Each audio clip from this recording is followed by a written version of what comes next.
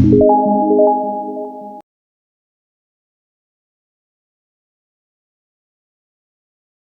Friends, आज से हम लोग इन्फेक्शियस डिसीजेस स्टार्ट करने वाले हैं। फ्रेंड्स, इन्फेक्शियस डिसीजेस स्टार्ट करने से पहले उसका इंपॉर्टेंस क्या है जरा सा यहाँ पे देखना बहुत ही जरूरी होता है। क्योंकि फ्रेंड्स, जब भी हमारा सीजन एक चेंज होता है, ठीक है, जब भी हमारा सीजन चेंज होता है, फॉर एग्जांपल हमारा समझो समर सीजन खत्म होता है और वहाँ पे रेनी सीजन स्टार्ट होता है, तो फ्रेंड्स समर सीजन के जो आखिरी के 15 दिन है ना, और वहाँ पे रेनी सीजन के समझो स्टार्टिंग के 15 दिन है, मतलब ये एक महीना तो बहुत ज़्यादा क्रूशियल रहता है। क्योंकि फ्रेंड्स यहाँ पे मैक्सिमम पेशेंट यहाँ पे बीमार पड़ने के बहुत ही ज़्यादा चांसेस रहते हैं, वहाँ पे बहुत ज़्यादा इन्फेक्शियस डिसीज स्प्रेड होने के चांसेस रहते हैं। तो फ्रेंड्स यहाँ पे जो एक महीना है ना, जो रेनी सीजन का स्टार्टिंग का 15 दिन है, वहाँ पे फ्रेंड्स इन्फेक्शियस डिसीजेस है ना बहुत ज़्यादा, यहाँ पे डेंगू फीवर है, मलेरियल फीवर है, वहाँ पे लेप्टोस्पायरा है, उसके साथ साथ टाइफाइड फीवर है, ट्यूबरक्लोसिस वगैरह, ये सब चीज़ें वो इन्फेक्शियस डिसीजेस है ना, मतलब वहाँ पे एक पर्सन टू अदर पर्सन को जरा से स्प्रेड होने के मैक्सिमम चांसेस वगैरह रहता है। क्योंकि फ्रेंड्स वहाँ पे जरा सा कंटामिनेटेड वाटर है, वहाँ पे इन्फेक्टेड एयर है, वहाँ पे इन्फेक्टेड बहुत ज़्यादा पोर सैनिटाइजेशन वगैरह है, ये सब चीज़ों की वजह से पेशेंट बहुत ज़्यादा वहाँ पे बीमार होने के चांसेस रहते हैं।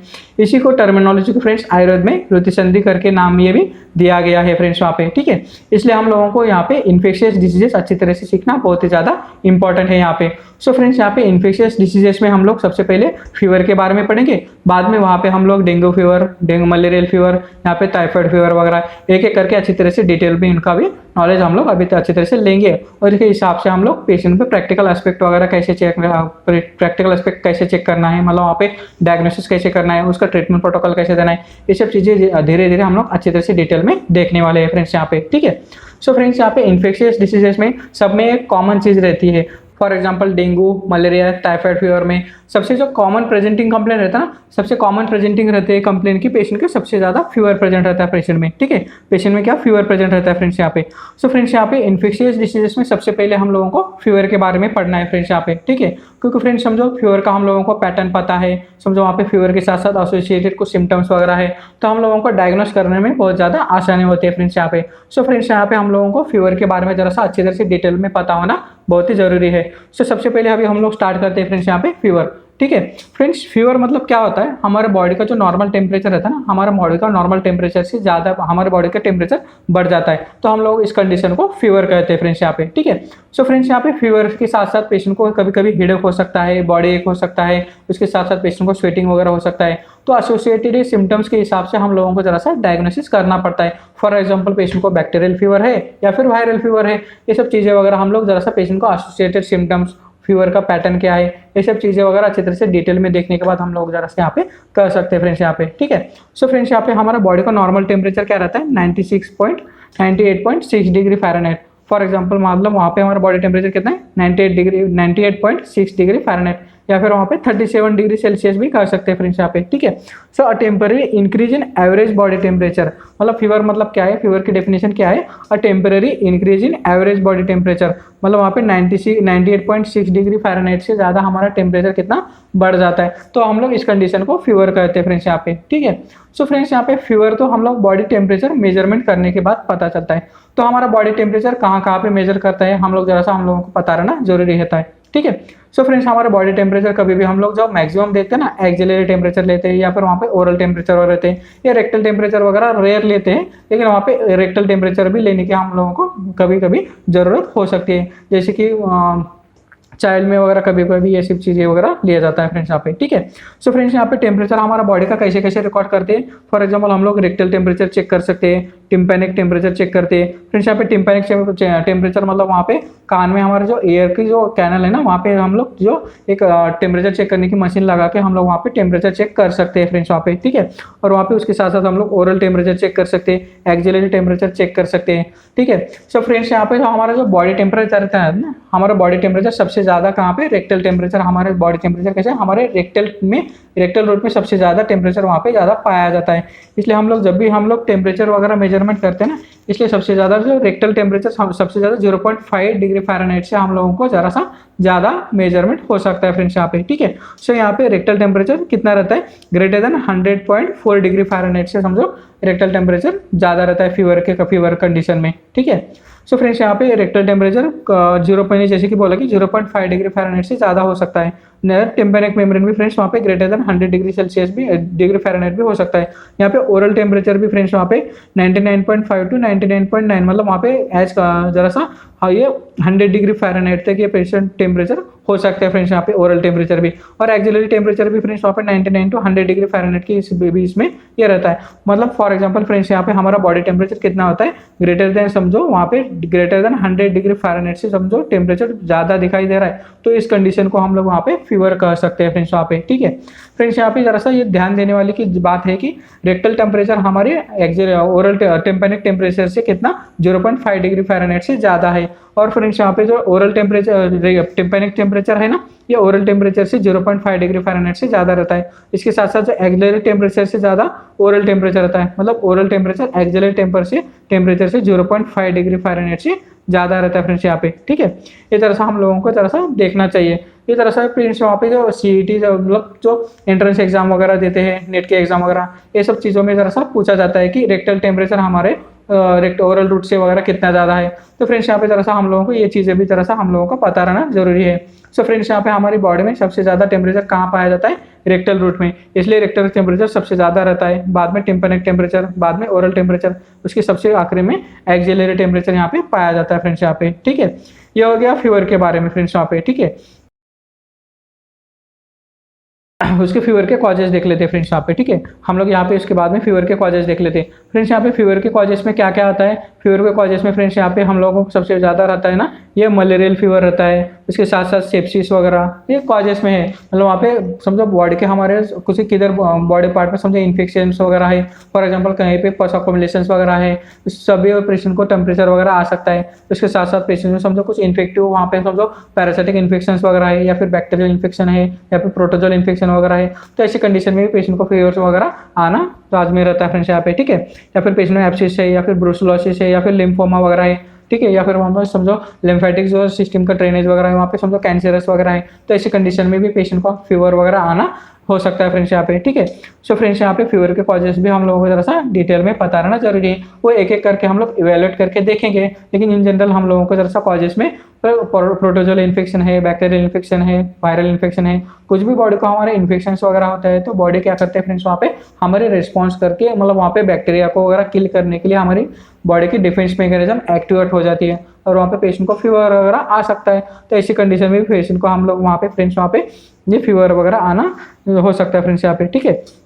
सो फ्रेंड्स यहाँ पे हम लोग जरा सा फीवर के साथ साथ कुछ एसोसिएटेड सिम्टम्स वगैरह है क्या जरा सा एक एक करके देख लेते हैं फ्रेंड्स यहाँ पे। ठीक है फ्रेंड्स, यहाँ पे जैसे कि हमने देखा था स्टार्टिंग में कि फीवर का पैटर्न को हम लोगों को पता चलाना जरूरी है, या फिर वहाँ पे फीवर के साथ साथ कुछ एसोसिएटेड सिम्टम्स वगैरह है क्या, ये सब चीज़ें भी हम लोगों को पता रहना जरूरी है। फॉर एग्जाम्पल समझो पेशेंट को फीवर आ रहा है, तो उसके साथ साथ पेशेंट को समझो इवनिंग राइज इन टेम्परेचर है, उसके साथ साथ पेशेंट में नाइट स्वेट्स वगैरह है, तो ऐसी कंडीशन में हम लोग वहाँ पे जरा सा ट्यूबरक्लोसिस वगैरह सस्पेक्टेड कर सकते हैं। तो इसके हिसाब से हम लोग डायग्नोस्टिक क्राइटेरिया वगैरह वहाँ पे इन्वेस्टिगेशन क्राइटेरिया वगैरह ये सब चीज़ें एक एक करके वहाँ पे देख सकते हैं फ्रेंड्स यहाँ पे। ठीक है, इसलिए जरा सा एक एक करके पॉइंट अभी हम लोग यहाँ पे देख लेते हैं कि पेशेंट में फीवर वगैरह आता है तो वहाँ पे एसोसिएटेड सिम्टम्स वगैरह क्या होता है, वहाँ पे हम लोगों को इन्वेस्टिगेशन क्राइटेरिया वगैरह क्या क्या करना चाहिए, जैसे एक एक करके जरा सा वहाँ पे हम लोग देख लेते हैं। ठीक है फ्रेंड्स, समझो वहाँ पे फीवर के साथ साथ पेशेंट को समझो नाइट स्वेट्स वगैरह है, मतलब वहाँ पे समझो पेशेंट को शाम में या फिर रात में वगैरह स्वेटिंग वगैरह होती है, तो ऐसी कंडीशन में ये कैसा ट्यूबरक्लोसिस वगैरह हम लोग सस्पेक्ट कर सकते हैं। ठीक है,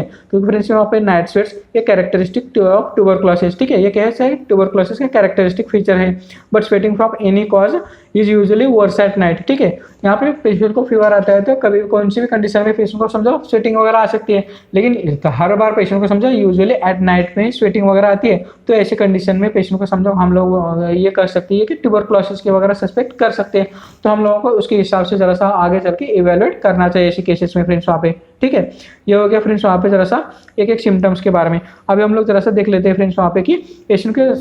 पैटर्न वगैरह कैसा रहता है। ठीक है, पेशेंट को समझो फीवर के साथ साथ कैसा रिकरेंट फीवर रहता है। ठीक है, पेशेंट समझो वहाँ पे रिकरेंट फीवर वगैरह पेशेंट में आता है समझो। ठीक है,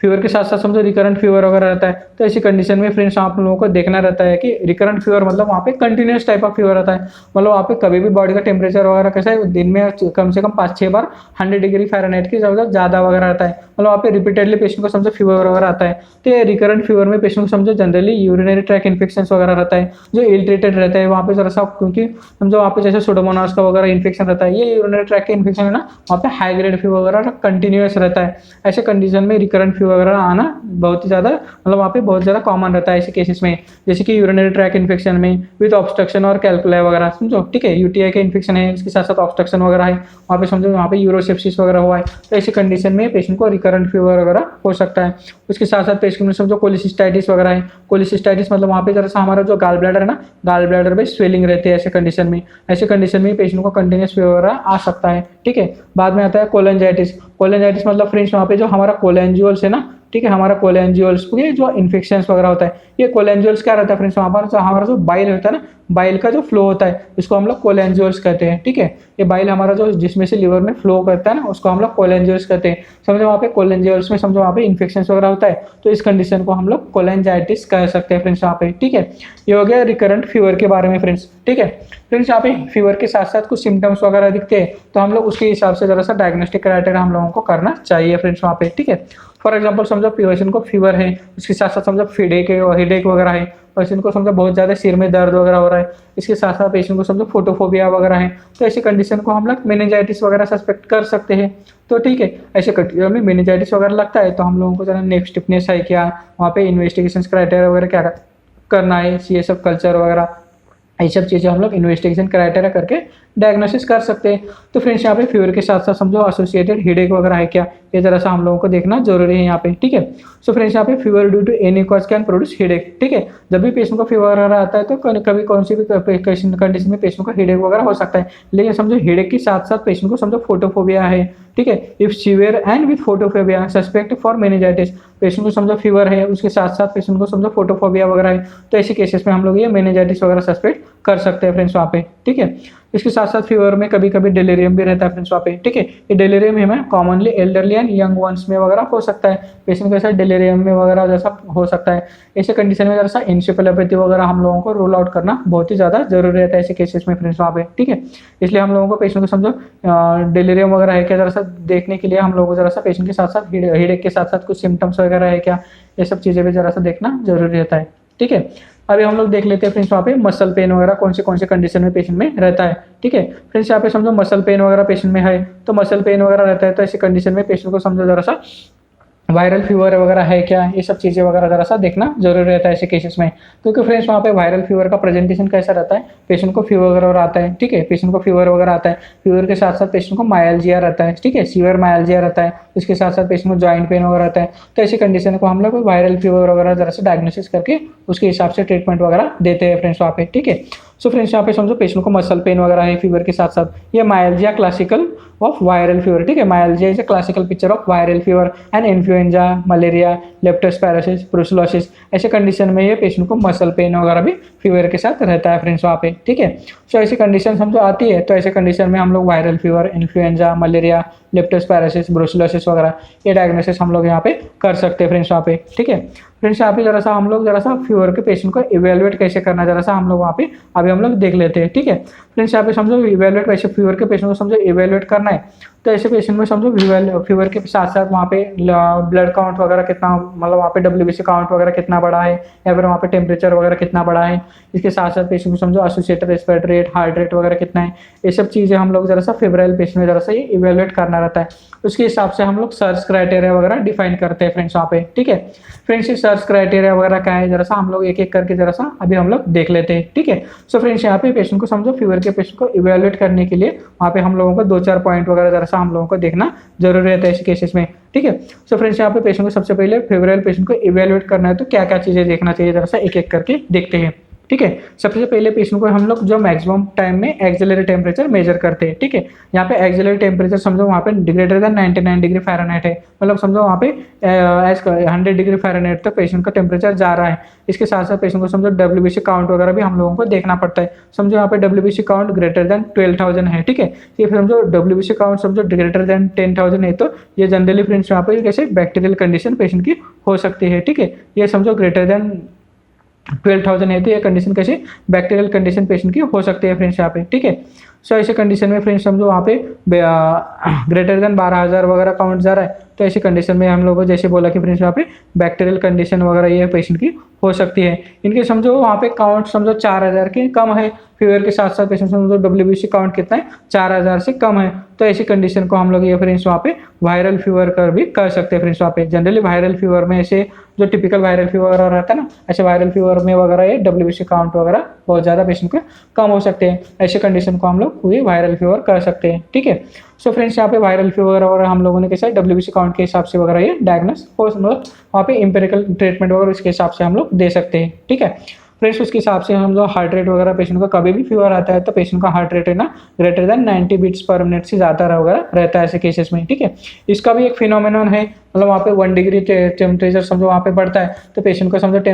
पल्स बीट भी कैसा है 10 बीट्स पर मिनट से ज़्यादा वगैरह बढ़ती है। ये रूल भी हम लोग थोड़ी देर में देखेंगे, ठीक है। लेकिन इतना यहाँ पे ध्यान में रखना कि टेम्परेचर में समझो फीवर वगैरह पेशेंट को आता है तो पेशेंट को पल्स रेट भी वहाँ पे बढ़ जाती है फ्रेंड्स वहाँ पे। इसके साथ साथ कई बार ये रिस्पिरेटरी रेट भी पेशेंट को समझो बढ़ जाता है, समझो पेशेंट को लोअर रिस्पिरेटरी ट्रैक इन्फेक्शन वगैरह है तो ऐसे केसेस में भी पेशेंट को टकेपनिया वगैरह हो सकता है, यहाँ पे पेशेंट को हाई ग्रेड फीवर वगैरह है, समझो वहाँ पे शॉर्टनेस ऑफ ब्रीथ वगैरह होता है, तो ऐसी कंडीशन में भी पेशेंट को समझो हार्ट रेट वगैरह और रेस्पिरेटरी रेट वगैरह ऐसे कंडीशन में पेशेंट को बढ़ सकता है फ्रेंड्स यहाँ पे, ठीक है। ये हो गया फ्रेंड्स वहाँ पे। इसके हिसाब से हम लोगों को पेशेंट को फेब्राइल पेशेंट को इवेलुएट करना चाहिए, मतलब उसका सबसे पहले टेम्परेचर लेना चाहिए, बाद में उसका समझो पल्स रेट वगैरह रिस्पिरेटरी रेट वगैरह चेक करना चाहिए, उसके बाद में WBC काउंट वगैरह चेक करना चाहिए। इनकेस WBC काउंट में समझो वहाँ पे WBC काउंट 12,000 से ज़्यादा है तो ये कैसे जनरली बैक्टीरियल इन्फेक्शन वगैरह हो सकता है, या फिर वहाँ पे समझो WBC काउंट समझो 4,000 से कम है तो ये कंडीशन कैसे वायरल फीवर की वगैरह हो सकती है ऐसे केसेस में, ठीक है। इसके हिसाब से हम लोग ऐसे इवेलुएट पेशेंट को कर सकते हैं फेब्राइल पेशेंट के,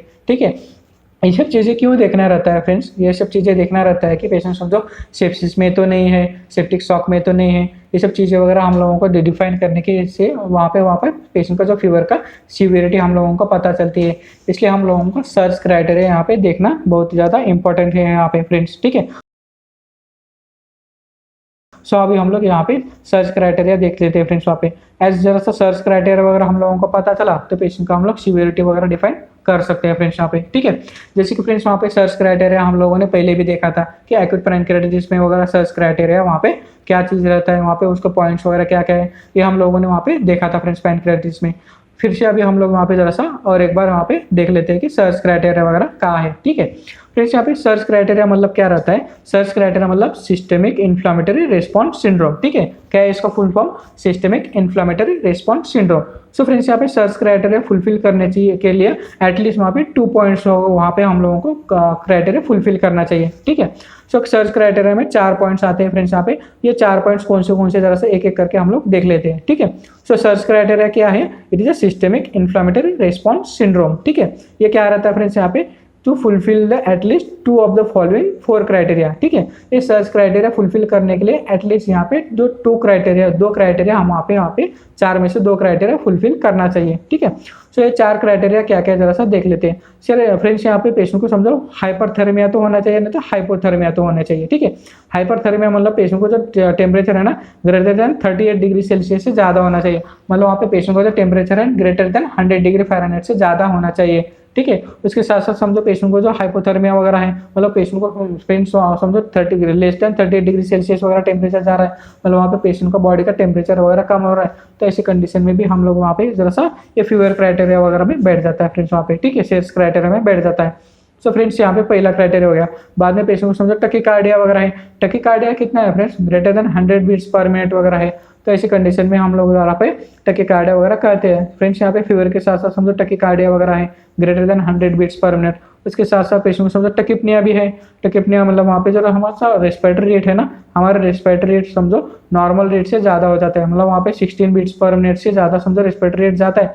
तो ऐसी कंडीशन में समझो greater than 22 beats per minute से ज़्यादा समझो वहाँ पे होता है, तो इस कंडीशन को हम लोग टकिपनिया वगैरह कहते हैं फ्रेंड्स। वहाँ पे पेशेंट को शॉर्टनेस ऑफ ब्रीथ वगैरह रहती है, तो ऐसी कंडीशन में पेशेंट जोर जोर से कांपने लगता है। तो ऐसी कंडीशन में भी पेशेंट को हम लोग टकिपनिया वगैरह करते हैं, ठीक है। और बाद में चौथा क्राइटेरिया क्या है यहाँ पे फ्रेंड्स, यहाँ पे पेशेंट को जो ब्लड काउंट वगैरह करते हैं, कंप्लीट ब्लड काउंट में हमें पेशेंट को ल्यूकोसाइटोसिस वगैरह दिखता है फ्रेंड्स वहाँ पे, ठीक है। ल्यूकोसाइटोसिस में समझो वहाँ पे डब्ल्यूबीसी काउंट ग्रेटर देन 12,000 से ज़्यादा है, ठीक है। डब्ल्यूबीसी काउंट समझो ग्रेटर देन 12,000 से ज़्यादा है, या फिर वहाँ पे बहुत ज़्यादा डब्ल्यूबीसी कम है, मतलब वहाँ पे ग्रेटर देन लेस देन 4,000 से कम है, जैसे कि हम लोगों ने वायरल फीवर में देखा, ठीक है।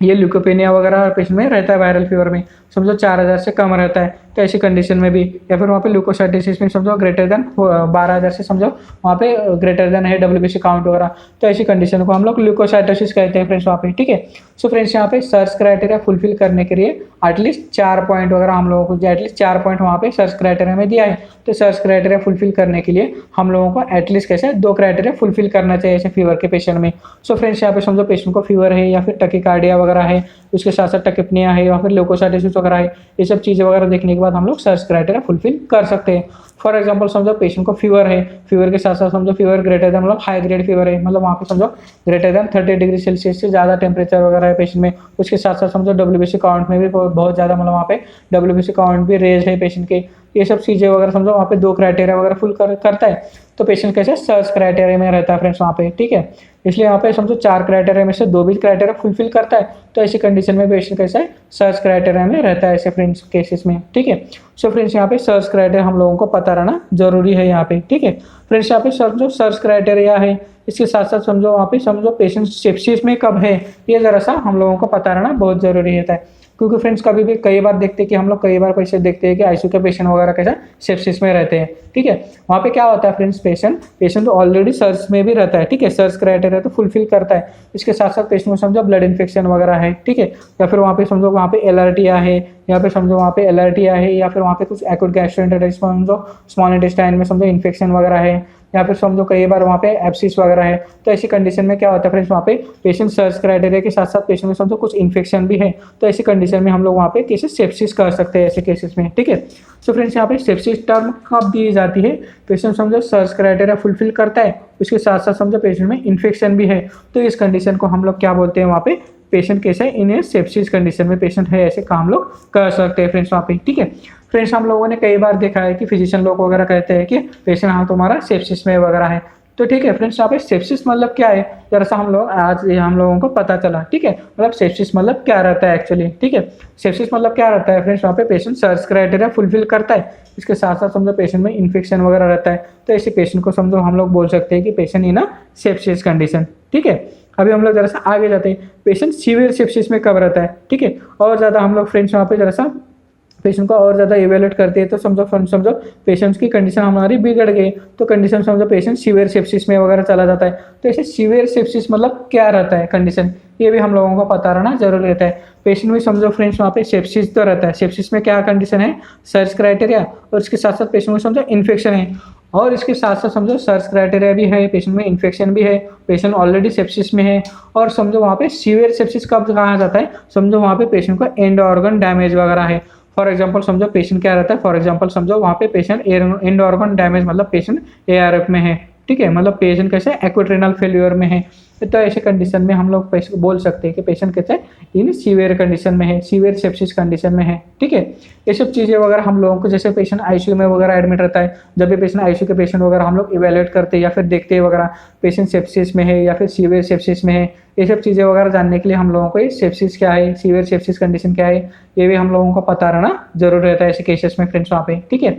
सो फ्रेंड्स यहाँ पे सीवियर सेप्सिस कंडीशन क्या है, पेशेंट सर्च क्राइटेरिया में फुलफिल करता है, उसके साथ साथ पेशेंट को इन्फेक्शन भी है, ठीक है, उसके साथ साथ पेशेंट को समझो एंड ऑर्गन फेल्योर भी है, मतलब वहाँ पे समझो for example acute renal failure वगैरह है, फॉर एग्जांपल समझो वहाँ पे क्रिएटिनिन वगैरह पेशेंट के समझो वहाँ पे 3.2 वगैरह है, तो मतलब पेशेंट समझो एक्यूट रेनल फेल्योर में है, मतलब वहाँ पे एंड ऑर्गन फेल्योर वगैरह है, तो ऐसी कंडीशन को हम लोग सीवियर सेप्सिस कंडीशन कहते हैं फ्रेंड्स वहाँ पे, ठीक है। ये हो गया सीवियर सेप्सिस कंडीशन। बाद में अभी हम लोग देख लेते हैं फ्रेंड्स वहाँ पे सेप्टिक शॉक वगैरह, ठीक है। फ्रेंड्स यहाँ पे सेप्टिक शॉक का रहता है कि हम लोगों को सेप्सिस तो देख लिया, सीवियर सेप्सिस कंडीशन भी देख ली, अभी हम लोग सेप्टिक शॉक क्या है जरा सा देख लेते हैं, ठीक है। फ्रेंड्स यहाँ पे सेप्टिक शॉक कंडीशन क्या है जरा सा देखने के लिए हम लोगों को जरा सा इवेल्युएट करना पड़ता है। फ्रेंड्स यहाँ पे पेशेंट सेप्सिस में है और यहाँ पे शॉक भी ऐड हो रहा है, ठीक है, सेप्टिक तो है, सेप्टिक मतलब वहाँ पे पेशेंट को सीवियर सेप्सिस में है, उसके साथ साथ रिफ्रैक्टरी हाइपोटेंशन में रहता है फ्रेंड्स ऐसे केसेस में, ठीक है। ये रिफ्रैक्टरी हाइपोटेंशन मतलब क्या रहता है फ्रेंड्स, वहाँ पे समझो systolic blood pressure less than समझो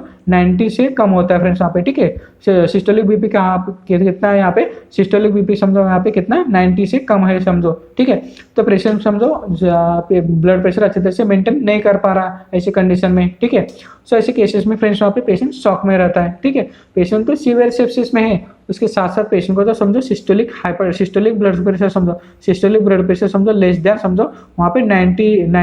mmHg से कम है, मतलब वहाँ पे सिस्टोलिक ब्लड प्रेशर 90 भी मेंटेन नहीं कर पा रहा। तो ऐसे कंडीशन में हम लोगों का सेप्टिक शॉक में पेशेंट है, ये हम लोग ये टर्मिनोलॉजी यूज यहाँ पे कर सकते हैं यहाँ पे फ्रेंड्स वहाँ पे, ठीक है। तो ऐसे कंडीशन में पेशेंट को हम लोग सेप्टिक शॉक में है ऐसे कर सकते हैं। तो ऐसे कंडीशन में जरा सा हायर जो ट्रीटमेंट वगैरह हम लोगों को देनी पड़ती है, यहाँ पे बीपी बढ़ाने के लिए जो नॉरएड्रेनालिन वगैरह है ऐसे इंजेक्शन वगैरह हम लोगों को लगाने पड़ते हैं फ्रेंड्स वहाँ पे, ठीक है। ऐसी कंडीशन है ना फ्रेंड्स, ये ऐसी कंडीशन हम लोगों को आईसीयू लेवल पे ही ट्रीट करने रहते हैं ऐसे केसेस में, ठीक है। सो फ्रेंड्स यहाँ पे हम लोगों को टर्मिनोलॉजी हम लोगों को पता रहना जरूरी है कि पेशेंट सेप्सिस में है या फिर सीवियर सेप्सिस में है या फिर वहाँ पे सेप्टिक शॉक में है, ये सब चीज़ें वगैरह हम लोगों को पता रहना जरूरी रहता है ऐसे केसेस में फ्रेंड्स वहाँ पे, ठीक है।